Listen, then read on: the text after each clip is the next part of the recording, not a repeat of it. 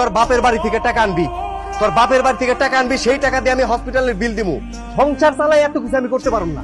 বাপের বাড়িতে ভিটা ছাড়া আছে কি? বাপও নাই ভাইও নাই যে কাকু কাছ থেকে টাকাই না দিব। আমি এত কিছু বুঝি না। টাকা আনতে বলছি, তুই টাকা আনবি, আর যদি টাকা না আনতে পারোস তাহলে চেন খুল, চেন খুল, চেন বেচে আমি টাকার ব্যবস্থা করব।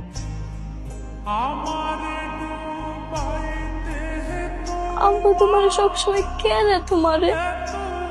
আব্বা কি আমার করে ভালোবাসে না? আমি তোর সাফ কথা কইতাছি, এইবার আমার ছেলে চাই, ছেলে চাই তো চাই। আল্লাহ যা দেয় তা নিয়ে শুকরিয়া আদায় করতে হয়। আমি তোর আবারও কইতাছি, এইবার যদি আমার ছেলে সন্তান না হয়, তোর লাথি মেরে তোর বাপের বাড়িতে পাঠাই দিব আমি। বাপের বাড়ি পাঠাই দিবেন মানে? পান থেকে চুন খসলে আপনি কথায় কথা কোন বাপের বাড়ি পাঠাই দিবেন?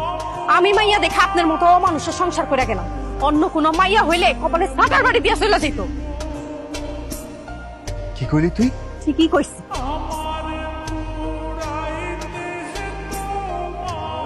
বেশি খারাপ লাগতেছে?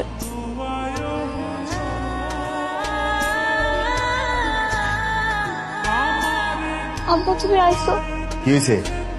দেও না আম্মা জানি কেমন করতেছে। আরে কিচ্ছু হয় নাই, ভং ধরছে। ওরে না কইছে এইবার থেকে চলে যাইতে, এখনো পর্যন্ত হেনে কেন? হ্যাঁ আব্বা তুমি এগুলো কি কইতাছো? দেখো না আম্মা জানি কেমন করতেছে, মনে হয় নিঃশ্বাস নিতে কষ্ট হইতাছে।